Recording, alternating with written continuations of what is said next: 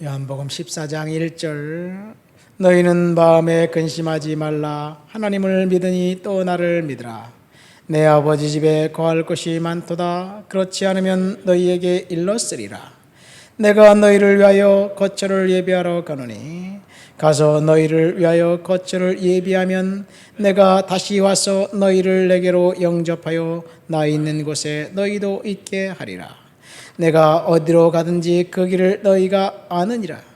도마가 이르되 주여 주께서 어디로 가시는지 우리가 알지 못하거늘 그 길을 어찌 알겠사옵나이까. 예수께서 이르시되 내가 곧 길이요 진리요 생명이니 나로 말미암지 않고는 아버지께로 올 자가 없느니라. 너희가 나를 알았더라면 내 아버지도 알았으리로다. 이제부터는 너희가 그를 알았고 또 보았느니라. 아멘. 요한복음 14장은 예수님께서 십자가에 달려 돌아가시기 전날 밤 마지막 다락방에서 이제 식사를 마치시고 난 다음에 제자들과 함께 있으면서 설교했던 설교 내용입니다.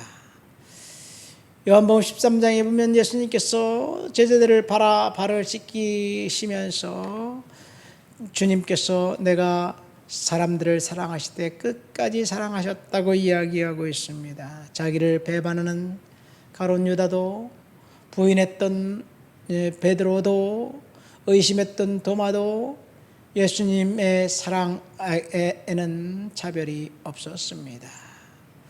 그러나 사람들이 각각 다르게 행동한 거죠. 가룟 유다는 회개의 기회를 스스로 차버리고 자살해 죽었고, 베드로는 닭이 우는 그 울음소리를 들으면 날마다 하나님 앞에 엎드려 자신의 죄를 고백하면서 회개했습니다.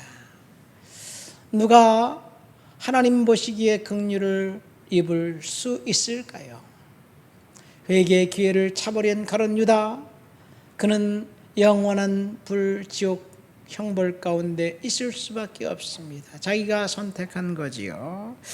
오늘 주님께서 오늘 본문을 통해서 우리가 두 가지를 생각해 보려고 합니다. 첫 번째 1절 말씀 보니까 너희는 마음에 근심하지 말라. 하나님을 믿으니 또 나를 믿으라. 이 말을 직접적인 의미는 근심하지 말고 하나님을 믿고 예수님을 신뢰하라는 이야기입니다. 걱정하지 말고 하나님을 믿으라는 이야기입니다. 걱정되는 일들, 근심되는 일들이 우리들 속에, 우리들 생활 속에 상시 우리를 괴롭히는 문제임에는 틀림없습니다. 걱정되는 일, 근심되는 일, 내가 어떻게 해결할 수 없는 그 문제를 가지고 고민하고 갈등하고 근심한다고 문제가 해결된다면 우리는 충분히 그럴 만한 가치가 있습니다. 그러나 고민하고 갈등하고 근심하고 걱정한다고 해서 문제가 해결되지 않을 것 같으면 우리의 마음을 바꿀 수밖에 없어요. 그 근심과 걱정에 우리의 마음을 빼앗기면 그 빼앗긴 그 마음 때문에 결국은 육체의 질병이 찾아오고 세포가 망가지고 멀쩡했던 세포가 암세포로 바뀌고 그렇게 되는 거예요. 여러분, 우리가 할 수 없는 일에 대해서 낙심한다고 뭐 뾰족한 수가 있겠습니까? 하나님께 맡기고 하나님께 기도하는 것이 사실은 가장 좋은 방법이에요. 그래서 주님께서 오늘 말씀하시는 것, 근심하지 말고 나를 믿으라. 하나님을 믿으라. 그런 말씀이에요. 염려하지 말고 우리 염려되는 그 상황을 하나님께 맡기고 하나님께 기도하고 하나님을 믿으면 하나님께서 가장 좋은 길로 인도해 주실 줄 믿습니다. 언젠가 제가 알바하면서 얘기를 했잖아요. 알바하면서 그 건물을 삥 돌아가서 그 박스니 재활용 그 물품들을 다 내놓아야 되는데 추운 겨울에 건물을 삥 돌아가서 여러 번 왔다 갔다 하는데 여간 귀찮고 힘든 게 아니야. 너무너무 힘들었어요. 보니까 화장실이 있고 화장실 문 밖이 쓰레기를 버리는 데야. 문 밖이 주차장이고. 그래서 뭐 이렇게 하면 되겠네. 그래서 문을 띄어가지고 거기다 다 던져버리고 밖에 나가서 정리를 했어요. 그러니까 시간 한 15분을 세이브하겠더라고요. 참, 그런데 감사하게 그렇게 일하는데 어느 날 갑자기 그 건물 관리인이 하지 말래요. 왜 하지 맙니까? 지저분하대. 이거 지저분한 거 내가 이렇게 치우겠습니다. 이 플라스틱 같은 게 깨진대. 이거 내가 조심해서 던지겠습니다. 그래도 무조건 하지 말라는 얘기예요. 그래서 그래도 안 할 수가 있겠어요? 그래도 했죠. 어느 날 갔더니 화장실 문을 콱 잠가버렸어. 어떻게 그렇게 나쁜 사람이 있을 수가 있어요? 정말 왜곡된 심성의 소유자인 것 같아요. 그 와이프랑 둘이서 그 건물 옥상에 옥탑방 조그마한 데서 살면서 건물 관리하면서 얼마를 받는지 모르지만 그렇게 열심히 살고 있는 사람이에요. 그래서 와이프한테 어떻게 그 문을 잠그셨어요? 참 괴롭습니다. 그랬더니 그건 대개 사정이고 딱 이렇게 얘기하는데 내가 할 말이 없더라고요. 축복이 나옵니까? 저주가 나오지. 그렇다고 저주할 수 있나요? 어쨌든 기분이 나쁜데 한동안 말하고 싶지가 않아요. 그런데요, 결론은 어떻게 하다 그 일을 하는 것을 내가 그 하청을 받아서 했는데 하청해주는 사장님이 조금 좀 야비한 사람이에요. 그 가게와 문제가 생겨가지고 결국 나들 가지 마라 막 그러는데 내가 사장님 편을 안 들어주고 가게 편을 들어줬어요. 그래서 이게 오늘 사장님 가지 말라는데 오늘 내가 갈 테니까 내일부터 어떻게 단둘이 하세요. 그런데 사장님이 전화가 왔어. 가지 말라고. 내가 간다고 약속을 했기 때문에 오늘은 가고 내가 내일부터 안 가겠다고. 무조건 가지 말라고 사장님 막 그래서 막 화를 내. 내가 약속을 했는데 가야 된다고. 그렇게 갔다가 그 가게 사장님이 그럼 당신이 하세요. 그래갖고 날들 하라고 그러더라고요. 그래서 내가 직접 하기로 했어요. 사장님이 한테 돈 받는 거 한 30만 원 더 받고 그 다음에 계약을 하게 그 가게 사장님하고 계약을 하기를 이 쓰레기 이거는 내가 하지 말고 당신 직원들 시켜라. 그래갖고 그 직원들이 지금 하고 있어요. 무슨 말이냐면 우리한테 괴로운 일이 와도 결론은 합력하여 선을 이루게 하신다는 이야기예요. 믿습니까?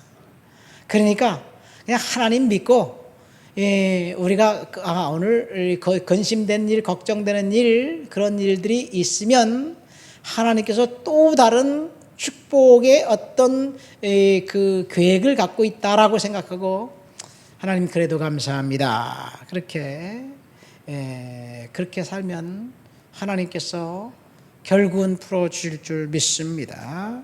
두 번째 오늘 본문을 통해 생각해 볼 것은 예수님께서 6절에 이렇게 말씀하고 계시죠. 내가 곧 길이요 진리요 생명이니 나를 말미암지 않고는 아버지께로 갈 자가 올 자가 없느니라.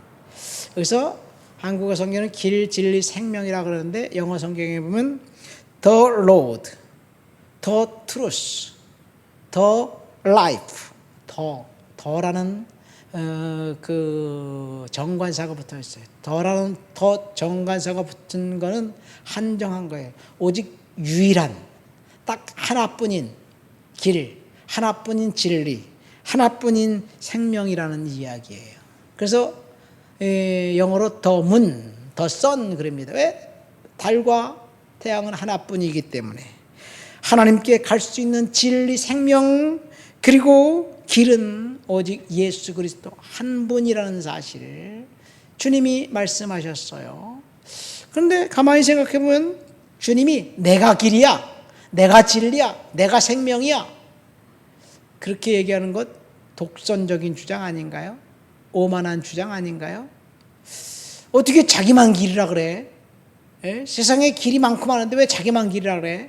예수를 거부하는 사람들은 그렇게 생각을 해요. 그래서 독선적인 주장이 한 그 예수님, 이 독선적인 주장을 한 예수님은 정말 그 길일까?